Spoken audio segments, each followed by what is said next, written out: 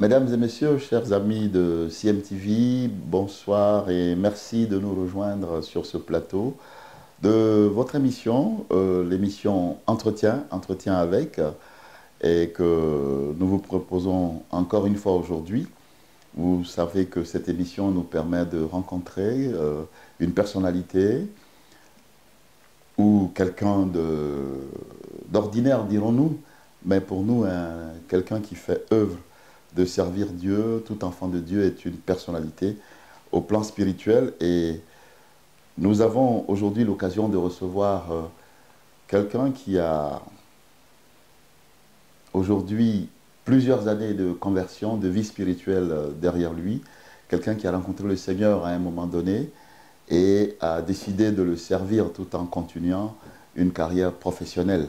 Et c'est en cela que ce parcours, je dirais, assez singulier et à la fois exceptionnel nous intéresse, parce que c'est un témoignage de vie que notre invité d'aujourd'hui va nous donner.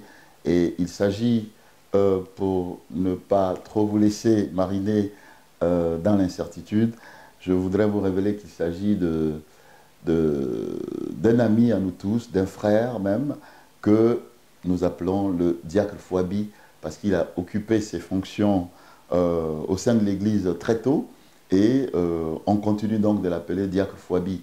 Mais au-delà d'être simplement diacre, il a fini également par être pour nous quelqu'un qui a endossé un peu le ministère d'apôtre, parce qu'il est aussi un bâtisseur, quelqu'un qui implante des églises partout où il est passé. Et donc, comme je vous le disais, il s'agit donc du diacre Gaëtan Fouabi, que beaucoup connaissent également par ailleurs pour ses talents d'artiste, ses talents musicaux, toujours au service du Seigneur. Et je ne vais pas vous en dire plus, je vais m'adresser à lui et le saluer. Diacre Fouabi, bonsoir et merci de nous rendre visite. Bonsoir, frère Pascal. Voilà, donc comme je le disais à nos amis téléspectateurs qui nous regardent, les amis de la CMTV, le média qui communique la vie, vous allez nous communiquer aujourd'hui la vie, votre expérience et la vie que Christ vous a communiquée à son tour. Donc je voudrais vous laisser le soin de vous présenter et ensuite nous pourrons continuer cet entretien parce que nous sommes sûrs que le témoignage de vie que vous allez nous donner va être très édifiant. Donc en quelques mots, dites à nos téléspectateurs qui vous êtes exactement. Oui, tu l'as dit, je suis Fouabi Irié Gaëtan, à l'état civil, communément connu sous le nom du diacre Fouabi. Je suis chantre de l'Éternel. On m'attribue le titre d'apôtre. Bon, le Seigneur va le confirmer. Mais c'est parce que ma fonction m'a permis d'imiter les hommes de Dieu partout où je suis passé. J'ai servi en Angleterre, j'ai servi au Gabon, j'ai servi ici à Paris et je suis maintenant à Mexico où je sers comme diplomate. Mais partout où je suis passé, effectivement, par imitation de nos devanciers, de nos pasteurs, nous avons commencé des petites cellules qui, à la longue, sont devenues des églises. Et c'est peut-être de là que vient le titre d'apôtre. Bon, nous l'acceptons ici, n'est-ce pas? Mais ce qu'il faut retenir, c'est que je suis avant tout diplomate de Jésus-Christ. D'ailleurs, une petite anecdote, une fois, on m'a donné une nouvelle affectation et je rechignais à y aller. Je rechignais à y aller, du moins c'était au Gabon, je rechignais à y aller et le Seigneur m'a posé cette question. Un homme peut-il affecter son diplomate qui refuse d'aller? C'est là que j'ai su que le Seigneur, effectivement, je le faisais de façon un peu, j'allais dire, sans conviction réelle. Mais là, le Seigneur venait de me dire que je suis son diplomate. Alors, sans demander mon reste, je suis allé chercher mon billet et je suis allé au Gabon. Mais le Seigneur s'est glorifié de façon puissante là-bas. Il y aura des occasions pour rendre témoignage, mais nous avons quitté le Gabon en laissant une église de 200 membres déjà.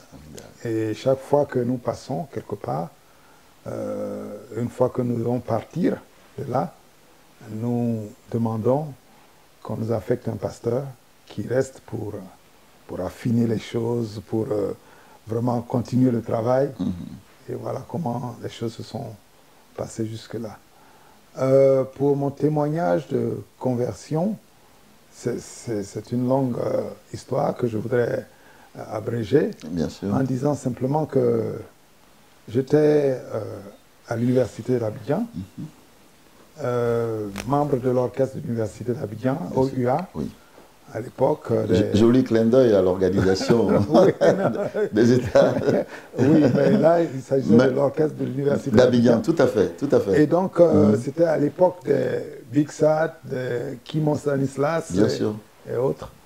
Alors, nous étions vraiment un peu turbulents, parce que être étudiant... Il faut bien que jeunesse se fasse. Bien sûr.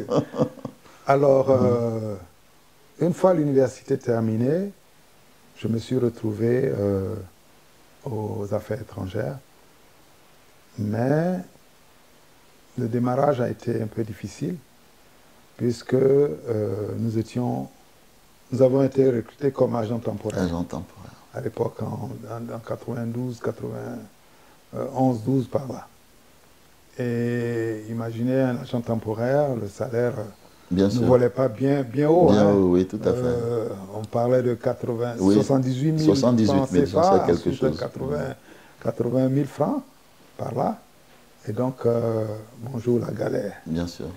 Alors, ça m'a réveillé. Parce que l'euphorie estudiantine venait de prendre fin. La dure réalité de la vie s'est opposée à mon évolution. Et donc c'est là que j'ai commencé à me poser des questions sur la vie, sur le sens de la vie. Alors, pour couper court, un jour j'étais dans le bus quand un pasteur parlait. Parce qu'il a vu dans le journal, il y avait une histoire sur les maisons hantées. Et il en parlait. Bon, tout le monde dans le bus, d'ailleurs, était apeuré à l'idée que quand vous êtes dans une maison hantée, vous pouvez vous retrouver couché dehors le lendemain. Le lendemain, ainsi de suite. Ça créait une certaine peur. Et lui, par contre, il avait plus d'assurance que tout le monde. Il disait non, mais ça c'est rien. Au début, certes, il vous moleste un peu, mais quand vous vous mettez à prier au nom de Jésus, mais il décampe. Et je me suis dit, mais tiens, il y a encore des hommes qui ont autant de comment on appelle ça, d'assurance. Alors j'ai décidé de m'adresser à lui à la descente du bus. Et c'est comme ça qu'il m'a parlé de Jésus. Et j'ai commencé à fréquenter l'église. Au début, ce n'était pas facile, parce qu'il fallait abandonner les amis de l'OUA. Il fallait abandonner beaucoup de choses. Beaucoup de choses, bien sûr. Je voudrais taire ici. Alors, mais, au bout de 3 années, toujours par imitation de ceux que j'ai trouvés à l'église, je suis devenu ouvrier de cellule, commençant à diriger une cellule de 3, 4, 5 personnes. J'étais certes musicien, mais ils ne m'ont pas accepté comme musicien à l'église. Ah oui. Parce que bon, certainement que ma conversion n'était pas encore vérifiable et palpable. Alors, je me suis plutôt dirigé vers l'enseignement. Et c'est ce qui a favorisé plus tard le fait que je sois Nommé diacre. diacre et que je forme les cellules et que j'arrive à encadrer 2, 3, 4 personnes et voire 10, 20 et au-delà. Donc voilà un peu comment le Seigneur m'a pris de cette vie un peu désordonnée, parce que la vie païenne est désordonnée. Bien sûr. Et pour me ranger dans une vie plus simple, plus humble, et une vie plus bien orientée. Et comme l'a dit l'apôtre Paul, soyez mes imitateurs. Voilà. Et vous avez très tôt décidé d'imiter les autres. Les hommes de Dieu. Les hommes de Dieu. Et bon, et à force de les imiter, bon, on devient soi-même serviteur de Dieu. Et voilà comment je suis entré dans le service. Je me suis marié avec une jeune fille à l'époque. Elle s'appelle Madame Fouabi aujourd'hui. Aujourd'hui, tout à fait. Elle m'a servi vraiment de coéquipière, puisque partout où nous sommes passés, elle a été vraiment d'une aide inestimable.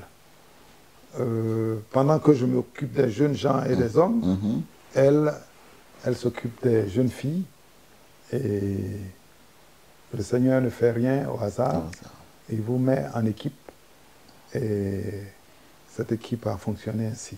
D'ailleurs, il a envoyé ses premiers disciples 2 par 2. Oui, bien sûr. Et ce n'est pas un hasard si Madame Fouabi et Monsieur Fouabi ont opéré de cette façon. Oui, c'est là que cette parole prend tout son sens, deux valent mieux qu'un. Tout à fait. Et si vous êtes seul, vous êtes vulnérable.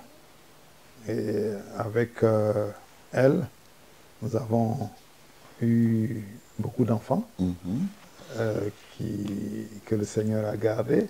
Et ma satisfaction, c'est qu'ils sont demeurés dans le Seigneur. Dans le Seigneur. Ça, c'est vraiment ce pourquoi je le remercie. Parce que il ne s'agit pas de faire beaucoup d'enfants, encore qu'il faut les garder dans le Seigneur et leur permettre de rester dans la crainte de l'Éternel. Donc, une fois que ces églises ces cellules qui sont créées, petit à petit, elles ont une vocation à devenir des églises. Au niveau de l'organisation, localement déjà, vous formez des disciples qui sont capables de vous remplacer quand vous partez en mission, avant une affectation qui fasse que vous demandez à la maison mère d'affecter un pasteur. Oui. Dieu faisait si bien les choses que lorsque, généralement nous sommes affectés pour 6 ans maximum, et durant les 6 ans, l'Église se forme. Et quand nous sentons l'affectation approcher, nous commençons à nous en référer déjà à l'Église mère, en leur disant apprêtez quelqu'un parce que très bientôt, nous allons devoir partir. Et donc, généralement, nous attendons d'abord que l'homme de Dieu arrive. Nous lui donnons les indications, nous le briefons sur le climat spirituel du pays. Nous le mettons vraiment dans les conditions de travail avant de partir. Et ça a toujours été ainsi. Donc, vous êtes un très bon imitateur de l'apôtre Paul. Parce que quand on lit ses épîtres, on voit un peu comment il s'inquiétait de l'état spirituel des gens d'Antioche, de Philippe, etc. Et surtout la continuité. La continuité de l'œuvre. Voilà, après son départ. Alors, il y a quelque chose qui me frappe dans ce témoignage, c'est vous êtes diplomate de carrière. Oui.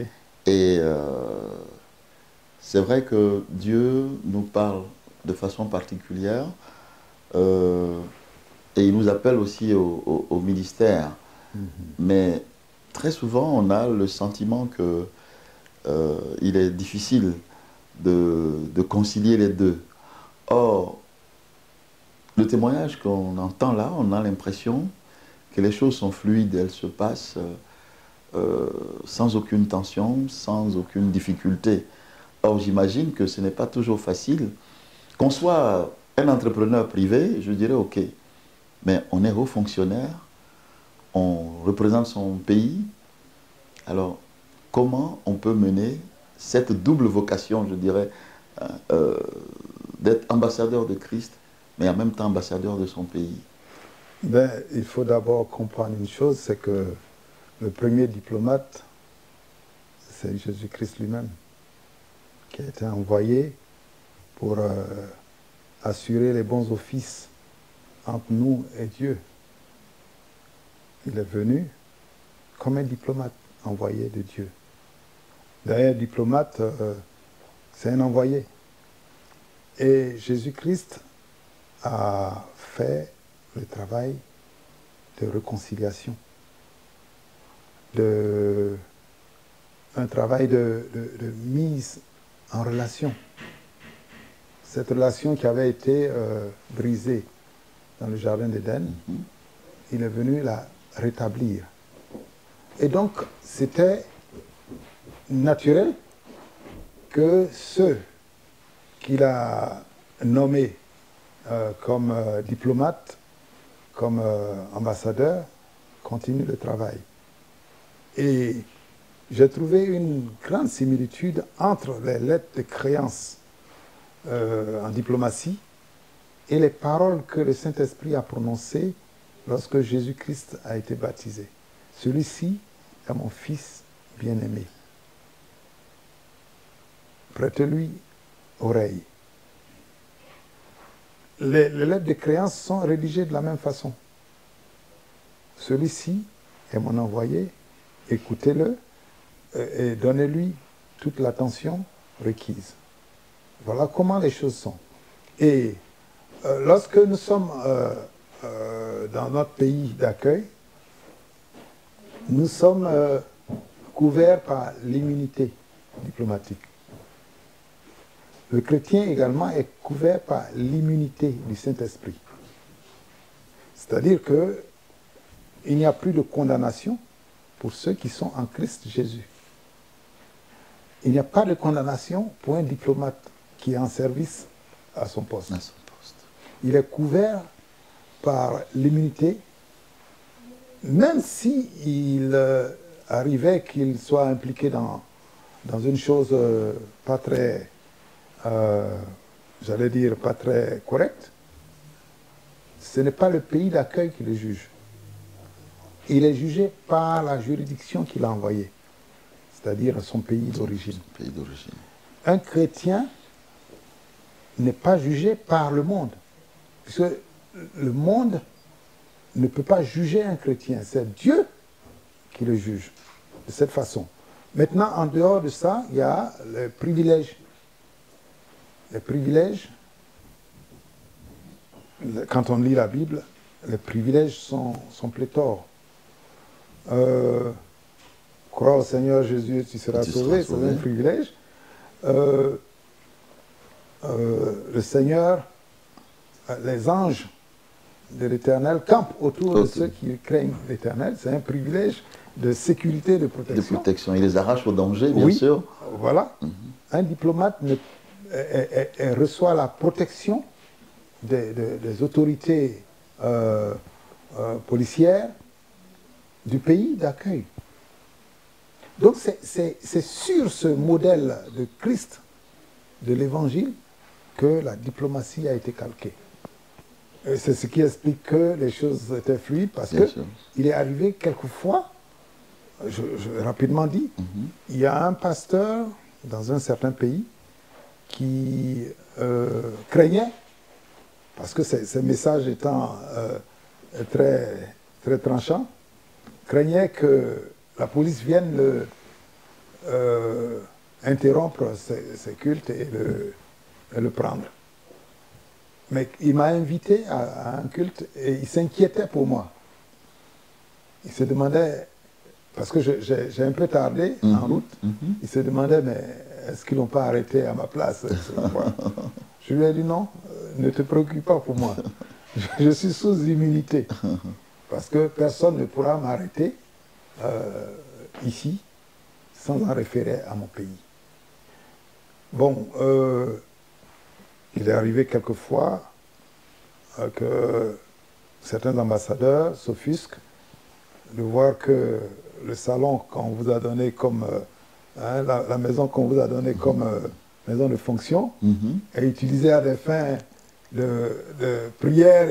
C'est cela. Mais nous leur répondons poliment que les mystiques et autres, mais ils prient bien dans leur maison aussi.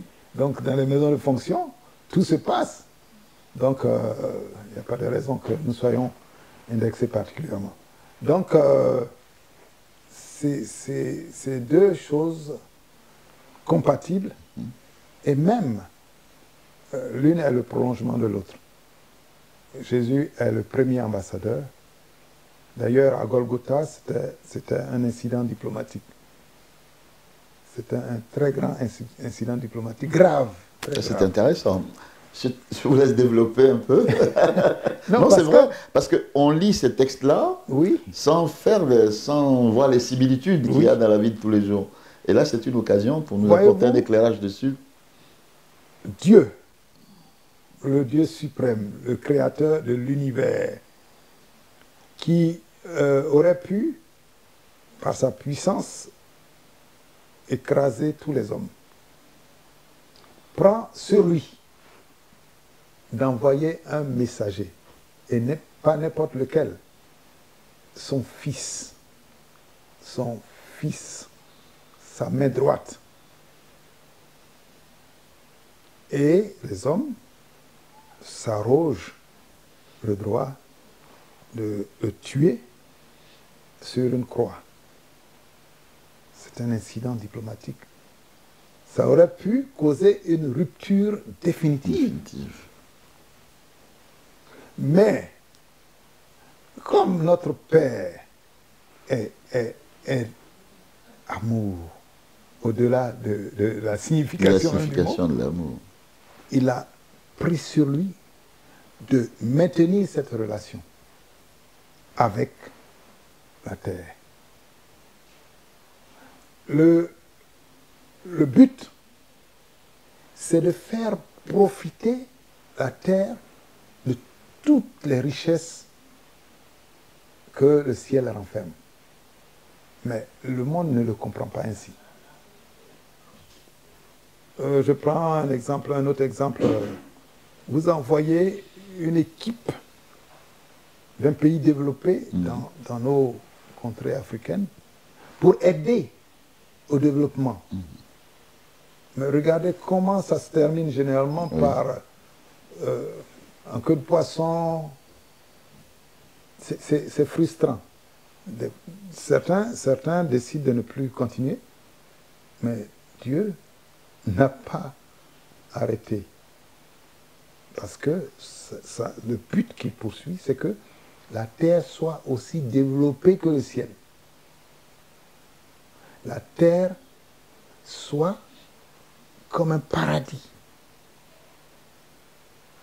au même titre que le ciel. D'ailleurs, quand nous irons au ciel, nous serons en séjour. C'est un séjour céleste. Mais c'est la terre que Dieu a donnée aux hommes. Il entend la développer et en faire un paradis. D'où cette descente de la Nouvelle Jérusalem, d'où l'Emmanuel, Dieu qui viendra vivre avec les hommes sur la terre. Voilà un peu ce qui me fait dire que c'est un incident grave, mais Dieu a encore pris sur lui. Son fils unique a été tué. Il était venu sauver ce monde perdu, mais ils l'ont traité vraiment comme un malpropre. Ça vaut rupture de relation. Si votre ambassadeur est traité comme ça, ça vaut une rupture définitive. Or là, Dieu Oui, a permis que l'œuvre continue, parce que le travail que cet ambassadeur a fait, oui, il a formé d'autres qui ont voilà. continué. En leur donnant même la mission, il a dit, soyez mes témoins. Amen. Et comment vous arrivez à être témoin de Jésus-Christ partout où vous passez, puisqu'il dit que vous devez être la lumière, vous devez être le sel, et par vos bonnes œuvres, est-ce que cela vous vaut également d'avoir, euh, je dirais pas des adeptes, mais que votre ministère, enfin, votre façon d'être, vous arriviez à toucher des cœurs, pas seulement à vous créer des inimitiés pour ceux qui ne comprennent pas. Vous évoquiez justement les réticences et les incompréhensions des personnes qui pensent que la maison de fonction était utilisée à des fins auxquelles elle n'était pas destinée au départ. Alors, comment arrivez-vous à être un témoin de Jésus-Christ dans ce monde dans lequel nous sommes, puisqu'il ne nous appelle pas, le Seigneur ne nous ôte pas du monde, mais au contraire, Absolument. il veut que nous soyons dans ce monde pour être Oui. sa lumière dans ce Absolument. monde-là. Nous sommes le sel. Bon, le sel a une particularité. C'est que il est présent sans on ne le voit physiquement. Oh, mais on sent sa présence. Son absence se sent aussi. C'est-à-dire que au sein d'une ambassade, bon, il y a des petites frictions, tout ça existe toujours. Mais ce que je fais généralement, c'est que avant même de venir là, les collègues apprennent que celui qui vient là, c'est un pasteur. Déjà. Ok. Ça me conditionne déjà parce Bien que sûr. on t'a déjà annoncé comme pasteur, tu ne vas pas venir faire autre chose que ça. Et les faits et gestes sont surveillés. Voilà. Vous êtes attendu au tournant. Voilà. On dit, on a dit qu'il est pasteur, mais Voilà. regardez ce qu'il fait. Absolument. Alors, dès que j'arrive, je plante tout de suite mon drapeau. Alors, quand le drapeau est planté, ça dit que tu ne commences pas à boire la bière, à aller fréquenter des lieux malsains, déjà avant de te ressaisir et dire, voilà, je suis pasteur, non. Dès le premier jour, je donne le tempo. Ça gêne au départ. Bien sûr. Ça gêne ceux qui sont encore libertins et tout ça. Mais à la longue, ça engendre des questions. Ça génère des questions dans leur esprit. Mais qu'est-ce qu'il a de plus que moi que je ne peux pas faire? Et ils commencent à imiter. Et ce que le Seigneur fait, c'est que mes finances sont bien rangées, ma vie est bien rangée, tout est correct. Et généralement, ils se rendent compte que ils ont passé le temps et ils n'arrivent pas à joindre les deux bouts. Parce que, à cause du désordre. À cause du désordre, oui. Et voilà comment le modèle leur sert pour ranger leur vie aussi. Le chrétien est cette lumière qui doit briller dans les ténèbres. Parce que la lumière ne peut pas briller dans la lumière. C'est dans les ténèbres. C'est dans les lieux où, normalement, la lumière n'est pas. Que Dieu envoie ses serviteurs. Ce que je voudrais dire, c'est que, malheureusement, les chrétiens ne comprennent pas qu'ils sont la lumière qui doit briller. En fait, ce n'est pas la lumière elle-même qui produit l'éclat que nous voyons. Il y a une source. Et quel que soit l'endroit où vous êtes, si vous êtes raccordé à la source et qu'elle continue d'alimenter votre lumière, elle ne brille plus. Alors, partout où je suis, par la cellule, par les frères qui viennent, j'entretiens justement cette lumière. Parce que Si vous êtes coupé de la source, en 2-3 ans, vous mourrez, vous vous éteignez. Et donc, les autres, justement, qui viennent prier avec nous, et nous nourrissent aussi. Ils nous nourrissent de leur lumière, et ensemble, nous devenons plus brillants. Bien sûr. Et visibles. Et c'est dommage que les chrétiens ne sont plus très visibles. Et pourtant, il est dit que la lumière que l'on reçoit, on doit faire en sorte de la propager. Quand on dit qu'une ville qui est sur une montagne est visible, et ce comportement vous met justement sur une certaine hauteur. Et est-ce qu'il est facile pour beaucoup de voir justement cette ville sur la montagne et de monter, d'arpenter justement toutes les étapes pour vous rejoindre, c'est-à-dire se délester de tout ce qui est dans la vallée, j'allais dire. Oui. Et vous l'avez dit tout à l'heure, voilà, c'est pas facile d'abandonner tout. Oui. Dans le témoignage du début de conversion, Oui. voilà, comment abandonner tout ce que j'avais, que je croyais être la vie, ce à quoi m'autorisait la vie d'étudiant, mais maintenant, comment s'en séparer et vous rejoindre, parce que j'imagine que c'est pas facile, que d'autres peuvent venir au début par simple curiosité pour voir ce qui se passe, mais comment faire pour les retenir, comment faire pour que leur conversion soit réelle et qu'ils rentrent dans la bergerie, je dirais, du berger qu'est Jésus. Il faut beaucoup d'amour et de patience. Ouf, beaucoup de patience et d'amour. Nous avions, dans un certain pays, des jeunes gens qui étaient étudiants, qui ne travaillaient pas. Voilà ce que nous avons fait. Nous étions dans un pays vraiment où le niveau de vie était quand même très bas.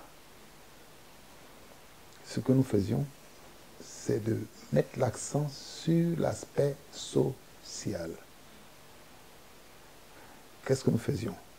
Nous savions que quitter dans leur quartier pour venir jusqu'à là où nous étions, il fallait payer le taxi. Et ça coûtait 200 francs CFA par là. Mais ils ne les avaient pas. Ils voulaient bien venir, mais ils ne les avaient pas. Ce qu'on leur a dit, voilà, ok, il vous suffit d'avoir 200, vous venez à l'église, nous, on paye votre transport au retour. Faites le premier pas, et ça les soulageait de cette façon.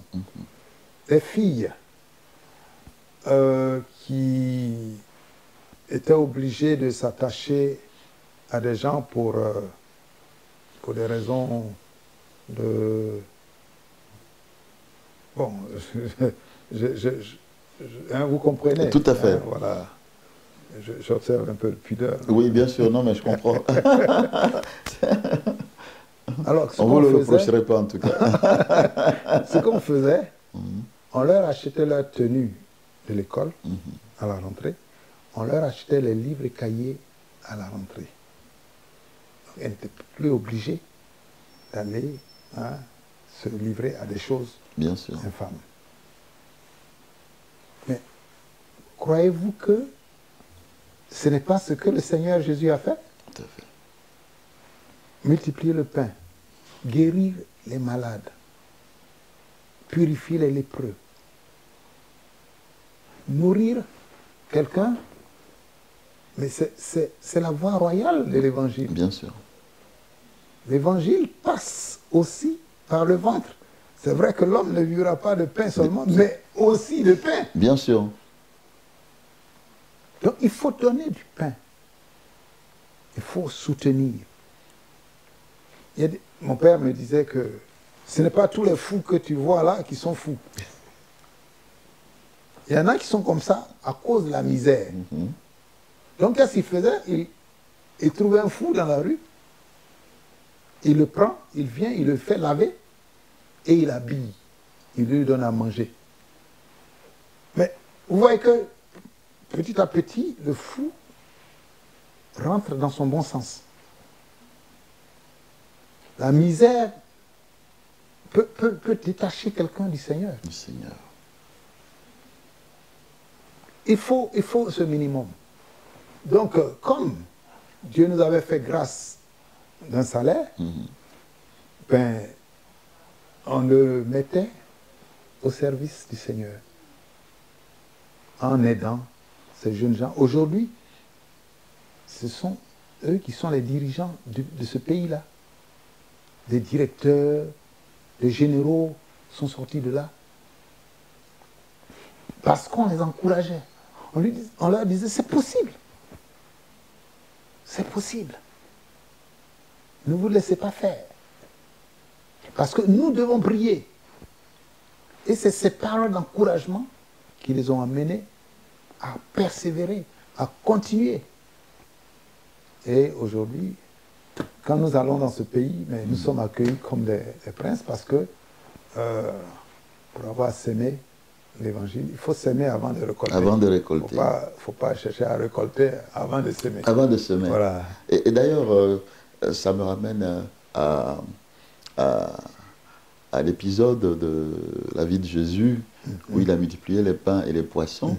Il est parti je dirais même pour simplifier, qu'il a pris le petit déjeuner d'un gamin pour partager à une multitude. Une très belle leçon. Une leçon pour les disciples. Tu n'as pas besoin de beaucoup pour donner, pour commencer à donner. Qu'est-ce que Dieu recherche en celui qui donne? La volonté de donner. C'est ce qui importe à Dieu.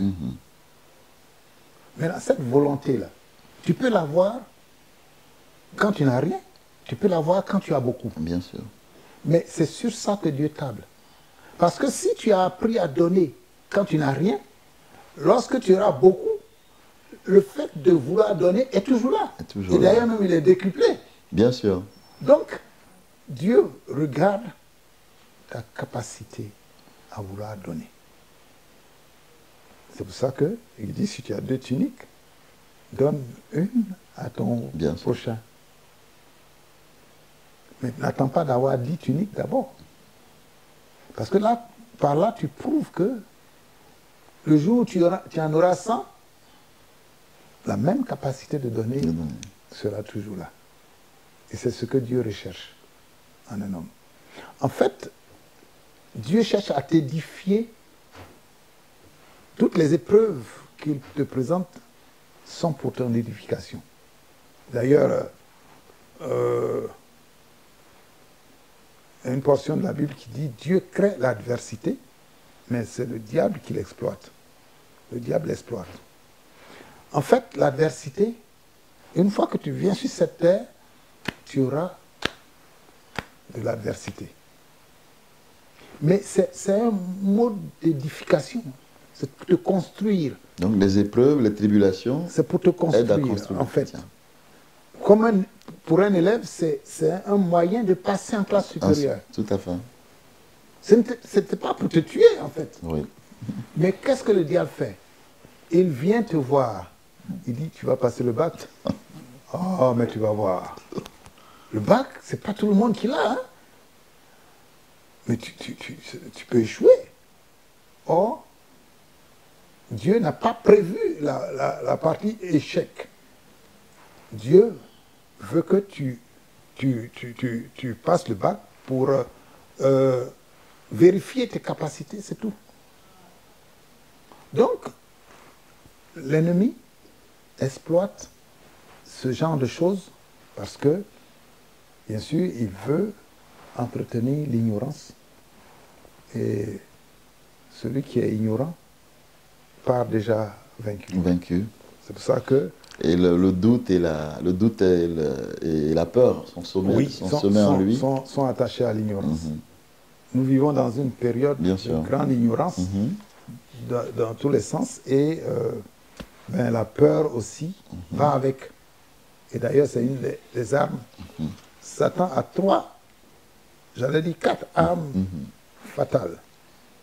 L'ignorance, Bien sûr. entretenir l'ignorance pour créer la peur. Il y a l'offense.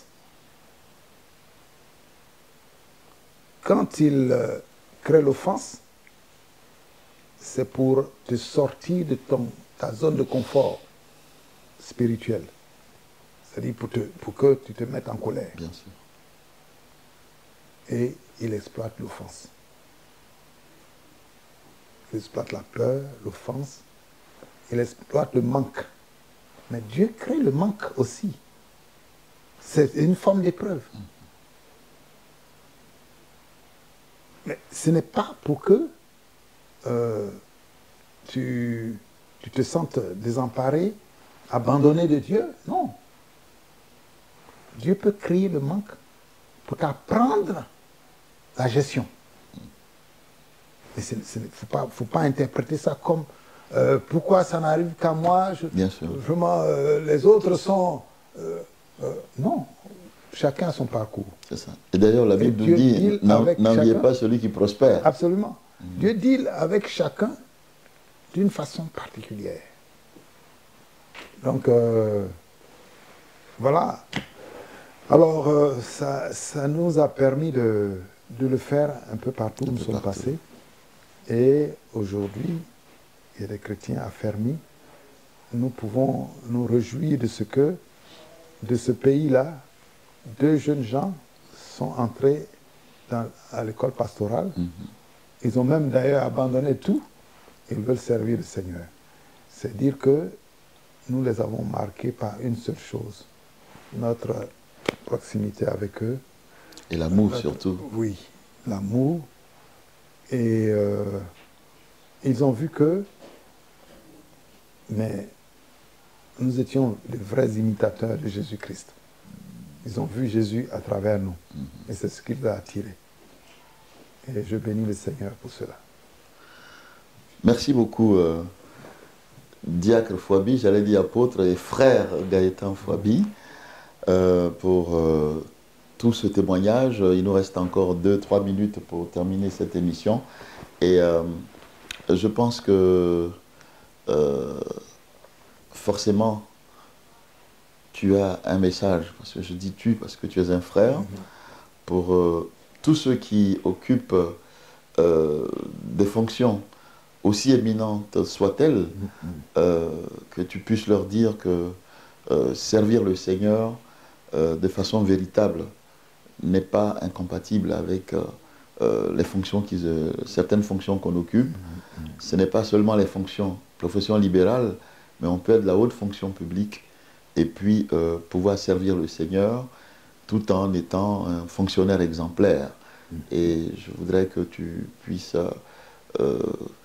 donner un message d'espérance, puisque tout le message de Christ que tu imites est aussi un message d'espérance et de réconciliation. Et que ceux qui se sont coupés de la source puissent revenir à la source et briller à leur tour pour la gloire de Jésus-Christ. Je me suis rendu compte que le temps coule comme de l'eau et coule très rapidement. Nous sommes déjà à la fin. Je bénis le Seigneur d'avoir ouvert cette lucarne pour permettre à d'autres frères de voir que partout où Jésus-Christ nous place, nous avons une mission à y accomplir. Si Jésus a voulu que tu sois peintre, menuisier, directeur, président de la République, là où il t'a placé, tu as une mission à accomplir. D'ailleurs, Jésus lui-même était charpentier. Alors, je suis sûr que les charpentiers de la ville, il a eu le temps de leur parler de lui, du Père. Alléluia. Amen. Alors, c'est dire que nous devons servir de lanterne. Parce que là où nous sommes placés, c'est Dieu qui nous a allumés et nous a placés là. On n'allume pas une lampe pour qu'elle se cache sous le lit. On la met en hauteur. Et Dieu te mettra en valeur, de sorte que ta situation soit enviable là où tu es. Parce que quand tu sers Dieu, il s'occupe aussi de toi. On ne sert pas Dieu en vain. Voilà. Et donc, là où Dieu nous place, nous sommes en mission. Chaque chrétien doit le considérer ainsi. Étudiant, tu es en mission avec tes amis étudiants. Même président de la République, Dieu t'a placé là pour faire briller sa lumière là où tu es. Donc, nous ne devons pas prendre pour alibi le fait que nous sommes occupés, nous avons trop de charges, mais il y a un temps que nous devons réserver toujours pour que notre lumière brille là où nous sommes. Merci beaucoup, merci pour cet entretien, pour ce message de fin. Je voudrais rappeler à ceux qui nous ont pris en chemin que nous recevions dans le cadre de notre émission Entretien notre frère Gaëtan Irie Fouabi, donc plus connu sous le nom de Diacre Fouabi, parce que c'est la fonction dans laquelle il a été le plus connu, il s'est distingué au sein de l'Église. Mais aujourd'hui, comme il l'a dit au début de l'entretien, son métier, sa carrière de diplomate le fait voyager beaucoup, comme au temps des apôtres qui ont fait les voyages missionnaires. Et chaque voyage, chaque affectation pour lui a été souvent considérée pour lui comme un voyage missionnaire. Et il a accompli l'œuvre du Seigneur là où il était. Il a chaque fois implanté une église et aujourd'hui, nous commençons à l'appeler apôtre. Et c'est un ministère qu'il accepte, puisque si le Seigneur permet que ses frères et sœurs en Christ lui attribuent cette fonction, ça veut dire aussi que réellement sur le terrain, le Seigneur se sert de lui comme il s'est servi des premiers apôtres pour implanter les églises dans l'ancienne Asie mineure. Vraiment, encore une fois, merci d'être venu nous rendre ce grand témoignage. On aurait pu égrener beaucoup d'anecdotes à travers les pays où il est passé, mais je dirais la réserve diplomatique fait aussi qu'on ne peut pas citer les pays. Il nous a dit dans un certain pays, on voit que c'est vraiment un diplomate, mais c'est aussi un diplomate de Dieu, et là où Dieu lui demande d'agir en son nom, d'être un témoin, d'être une lumière, de briller pour la cause de l'Éternel, il n'a pas hésité à le faire. Et je vous remercie également de l'attention que vous nous avez prêtée pendant ces 52 minutes. Et je voudrais encore saluer le diacre Fouabi et lui dire encore une fois merci. Vraiment, c'est moi qui vous remercie.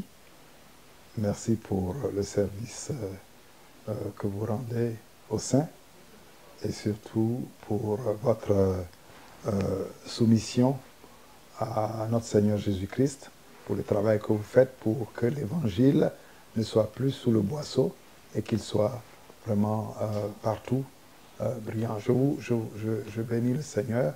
Je souhaite longue vie à cette télévision. D'ailleurs, qu'elle soit comme cette pierre qui a été arrachée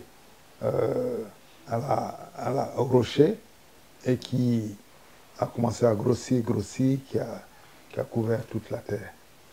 Je vous remercie pour votre œuvre pour le Seigneur. Que Dieu nous bénisse et que Dieu scelle cette parole dans le sang de Jésus-Christ et que la CMTV continue de servir à l'édification du corps de Christ. Amen. Merci à tous, merci Diacre Fouabi, et rendez-vous pour une prochaine fois avec notre émission Entretien et que vous soyez de plus en plus nombreux à vous connecter à votre chaîne préférée. Bonsoir et merci.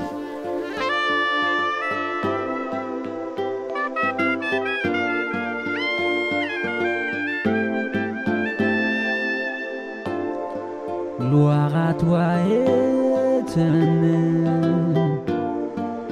Je veux te dire merci, yeah, pour tout ce que tu m'as donné. Merci, Seigneur. Gloire à toi.